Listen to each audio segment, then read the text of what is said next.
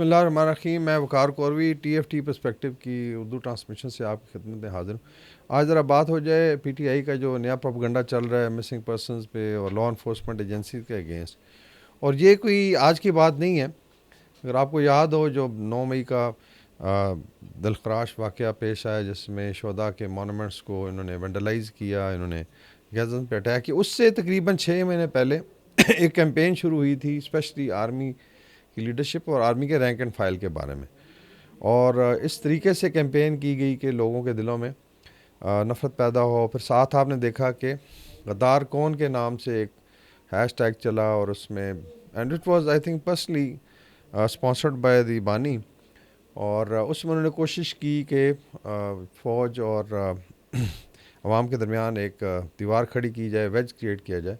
اور شیخ مجیب کو انہوں نے ہیرو بنا کے پیش کیا تھا اور مفتی بانی کو. میں نے اس وقت یہ سوال اٹھایا تھا کہ کیا جو ہمارے شہداء ہیں میجر اکرم شہید, نشان حیدر, راشد مناس جو 71 کی وار سے افیلیٹڈ جو آپ کہہ لیں آپریشنز تھے اس میں شہید ہوئے, تو خدا نخواستہ کیا وہ غدار تھے. لیکن اتنے بے شرم لوگ ہیں کہ انہوں نے اس کو کنٹینیو کیا. اللہ تعالیٰ کی طرف سے اس سال پچھلے سال 5 اگست کو I think P T I کا جو بیانیہ تھا یہ خلیج بنگال میں غرق ہو گیا بیکاز بنگالیوں نے ریئلائز کیا کہ ان کے ساتھ بھی بہت بڑا دھوکہ ہوا. اور آج پاکستان بنگلہ دیش کو نزدیک لانے کی باتیں ہو رہی ہیں, اسٹریٹجک پارٹنرشپ کی. کئی لوگ کہہ رہے ہیں کہ جی دوبارہ ہمیں اکٹھا ہونا چاہیے. میرے خیال میں ایک تو یہ اللہ کی طرف سے ہوا اور بنگالی قوم نے ریئلائز کیا. تو آج میں پوچھتا ہوں پی ٹی آئی سے پھر غدار کون ہے جنہوں نے بیانیہ بنایا, یا خدا نخواستہ وہ بنگالی جنہوں نے شیخ مجیب کے مجسمے اٹھا کے خلیج بنگال میں پھینک دیے. ابھی جو لیٹسٹ ہے آئی تھنک آرمی اور لا انفورسمنٹ ایجنسیز کے اگینسٹ, اس میں بھی ایک سنسٹر ڈیزائن ہے کہ چیزوں کو ڈیفلیکٹ کیا جائے, فالس نیریٹو جس میں یہ ماسٹر ہیں. اور سمبڈی سیڈ کے جنہوں نے پی ایچ ڈی کی ہوئی ہے ان چیزوں میں, باہر سے بیٹھ کے ایک جبران لیاس نیٹ ورک ہے, وہ روزانہ کی بنیاد پر اس سے افیلیٹڈ لوگ یو کے میں لنڈن میں بیٹھے ہوئے ہیں اور خواہ مخواہ وہ ٹارگٹ کرتے ہیں ڈسپائٹ کہ آپ کو پتہ ہے کہ کتنا زیادہ تھریٹ ہے پاکستان کو. لا انفورسمنٹ ایجنسیز ہیں, آرمی ہے, فرنٹیئر کور ہے, انٹیلیجنس ہے, پولیس ہے, فرنٹیئر کنسٹیبلری ہے, سول ایڈمنسٹریشن ہے, جو اسپیشلی کے پی اور بلوچستان میں فرنٹ لائن پہ لڑ رہے ہیں.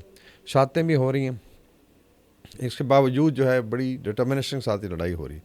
تو اس میں آئی تھنک اس ٹائم پہ اس طرح کی کوئی بھی بات کرنا, اور اس میں اگر آپ نے ٹیسٹ کرنا ہے کہ پی ٹی آئی کا جو بیانیہ ہے یہ کہاں پہ مقبول ہے. ایک تو یہ زلم خلیزات کے ساتھ بہت زیادہ مقبول ہے جو پاکستان کا دشمن نمبر 1 ہے. یہ طالبان کے ساتھ بہت مقبول ہے بیکاز سم ہاؤ جو ہے ان کا لگتا ہے کہ ایک ہی پیج پہ ہیں. یہ ٹی ٹی پی کے ساتھ بڑا مقبول ہے, یہ بی ایل اے کے ساتھ مقبول ہے, یہ آپ کہہ لیں کسی حد تک پی ٹی ایم کے ساتھ. اور سب سے زیادہ وہ جو آئی وڈ سے ان کے جو سپورٹرز ہیں وہ بھارت میں بیٹھے ہوئے ہیں بیکاز ان کو تو بیسیکلی مفت میں جو ہے یہ بیانیہ ملا ہوا ہے. تو چاہے گودی میڈیا ہو, چاہے ان کے یوٹیوبرز ہوں, روزانہ آپ دیکھیں کہ ہرزہ سائی کرے.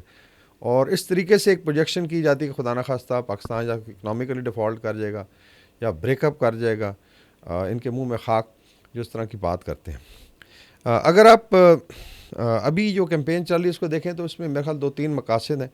ایک تو ابھی موسٹ پرابلی 17 جنوری کو ڈیسیژن آ جائے گا جو 190 ملین پاؤنڈز کی کرپشن کے بارے میں, جس کے پوری سٹوری ہم نے اس دن بھی ایک ویلاگ میں ڈسکس کی تھی کہ کس طریقے سے ایکچولی تو یہ $3 ارب سے زیادہ کا ٹیکہ جو پاکستان کو لگایا گیا. اس کے اندر پھر بندر بانٹ ہوئی, اس کے اندر ایک فیک آپ کہہ لیں فرنٹ کھڑا کیا گیا جو ہے بیسیکلی جو انہوں نے یونیورسٹی بنائی اور اس کے اندر کافی سارا پیسہ جو خرد برد ہوا. باقی جو ہے اس میں پہلے بھی بات ہوئی کہ پارٹی تو ڈیوائیڈڈ ہے. اس میں 5 اس کے گروپس بن چکے ہیں.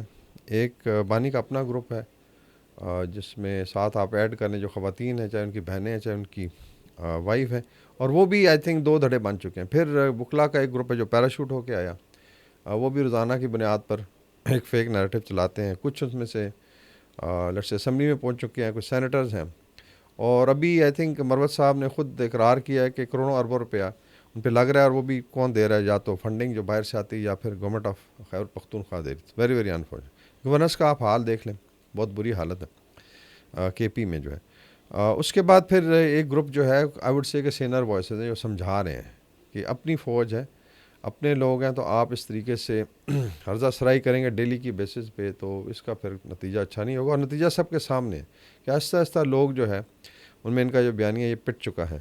اور پھر ایک پانچواں گروپ ہے جو باہر بیٹھا ہوا ہے، جو جبران الیاس نیٹ ورک ہے، جس کا کام، جس کو کوئی پرواہ نہیں ہے. اور somebody was saying کہ شہباز گل جیسے جو چول لوگ ہیں یہ کتنے ملینز آف ڈالر بنا رہے ہیں اور خود یہ پارٹینگ کرتے ہیں اور ہر قسم کے جو 2 نمبر کام. ابھی جو آئی تھنک پاکستان کو چیلنجز ہیں ان میں ریئلائز ہونا چاہیے کہ ڈسپائٹ کہ جو بھی آپ کے ریزرویشنز ہیں، آپ ایک لیگل پولیٹیکل پروسیس کے تھرو اس کو کنٹیسٹ بھی کریں اور فائٹ کریں اور اگلے الیکشن کا انتظار کریں. اور مین یہ ہے کہ آپ کے پی میں کم از کم گورننس ڈلیور کر کے دکھائیں. اور اس میں ڈیفینیٹلی اگر آپ اچھی گورننس کرتے ہیں، کرپشن کم ہے، گورننس بہتر ہے، عوام کو سہولیات ہے، تو نیکسٹ ٹائم جو ہے لوگ ووٹ کریں گے. لیکن میرے خیال میں ان کے بیسیکلی شاید جس طریقے سے پچھلے 10 سال سے جھوٹ بولا گیا اور ان کے بت کھڑے کی گئے، ان کو یقین ہے کہ سوشل میڈیا پہ جھوٹ بول کے یہ ساری چیزیں کی جا سکتی ہیں. کافی ساری فنڈنگ ہے اس میں، آپ کو پتہ ہے. گولڈ سمتھس ہیں امریکہ میں، ابھی کون چلا رہا ہے جبران الیاس نیٹ ورک. 8 گھنٹے آپ کیسے بیٹھ سکتے ہیں؟ مطلب ادھر روٹی کمانا بڑا مشکل ہوتا ہے. سو یہ آئی تھنک جو بیانیہ ہے یہ پاکستان میں تو ڈیفینیٹلی پٹ چکا ہے. باقی ابھی باہر بھی میں نے دیکھا ہے ڈائسپورا میں ایک اویئرنیس آئی ہے. ابھی میں کچھ یوٹیوبرز دیکھ رہا تھا، بڑے سادہ طریقے سے بتا رہے تھے کہ آپ کہہ رہے ہیں جی کہ آپ پاکستان میں بھیجنا بند کر دیں ریمیٹنسز، تو آپ کے باپ کا پیسہ ہے. کہتے ہیں ہم اپنے پیاروں کو بھیج رہے ہیں، کسی نے گاڑی لینی ہے، کسی نے بچوں کو پڑھانا ہے، فیسز دینی ہے، یا لیٹس سے میں نے مزدوری کرنے لوگ گئے ہوئے، تو why they should do it just for کہ پی ٹی آئی نے کہہ دیا. اور ڈائسپورا پہ بھی اس دن بات ہوئی کہ کم از کم پاکستان کا ڈائسپورا جو 1 کروڑ سے زیادہ ہے، پلس اینڈ مائنس شاید اس سے بہت زیادہ ہو، لیکن جنرلی جو رجسٹرڈ فگر ہیں اور ان میں اگر لیٹ سے کچھ 100 یا کچھ ہزار لوگ یہ بیانیاں لے کے چل رہے ہیں تو میرے خیال میں ان کی غلط فہمی ہے. تو میرے خیال میں ان کو عقل کے ناخن لینے چاہیے. اور مینلی جب آپ ایک ایکٹیو لڑائی میں ہیں، ابھی آپ نے دیکھا ہے افغانستان کے ساتھ کتنی ٹینشن ہے، بھارت سے روزانہ دھمکیاں آتی ہیں. کل ہی ان کا آرمی چیف جو ہے ایک جوکر بٹھایا انہوں نے، وہ پاکستان کے اوپر الزامات لگا رہا تھا. تو اس وقت اکٹھے ہونے کی ضرورت ہے. بڑی چینجز آ رہی ہیں دنیا میں، اور لوگوں نے دیکھا ہے کہ جہاں پہ خدا نخواستہ جو ملٹریز تھیں، جو نیشنل آرمیز تھیں، ان کو ڈینٹ کیا گیا، ان کو ڈسٹروائے کیا گیا، اس کے بعد پھر کچھ نہیں بچتا. پھر یا تو ملیشیاز ہوں گی یا دشمن ہوگا جو آ کے خدا نخواستہ آپ کے گھروں میں گھس جائے گا. تو انشاءاللہ وہ ٹائم نہیں آئے گا، بیکاز ایک تو پاکستان کے عوام بڑے سیانے ہیں، اور دوسرا Pakistan army, law enforcement agencies, police, frontier corps, intelligence سب ڈٹرمنڈ ہیں.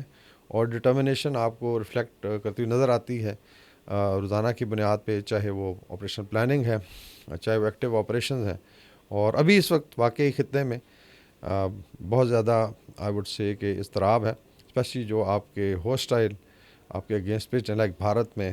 اور کیونکہ ان کے اپنے بارڈرز بہت زیادہ انسیکیور ہو چکے ہیں. افغانستان میں جو لوگ سے سپورٹ کرتے ہیں، ہم یہ نہیں کہتے کہ افغان لوگ جو ہیں، لیکن ڈیفینیٹلی یہ گورنمنٹ ہے جو سپورٹ کر رہی ہے ٹیررزم کو.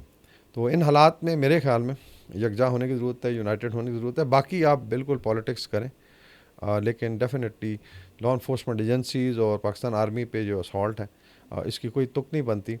اور عوام کو بھی بیسیکلی ان کو آڑے ہاتھوں لینا چاہیے. پہلے تو ان کا احتساب کریں کہ کس طریقے سے یہ باہر سے بیٹھ کے لوگ جو ہے نیریٹو چلا رہے ہیں، اور ان کا بیانیہ جو بھارت میں مقبول کیوں ہے. اپنا خاص خیال رکھیے گا. اللہ حافظ.